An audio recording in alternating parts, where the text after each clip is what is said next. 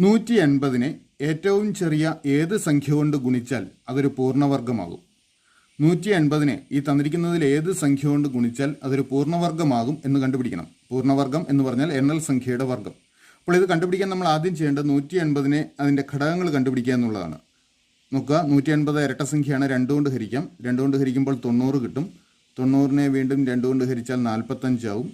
45-നെ 3 കൊണ്ട് ഹരിക്കാം. അപ്പോൾ 3 കൊണ്ട് ഹരിക്കുമ്പോൾ 15 കിട്ടും.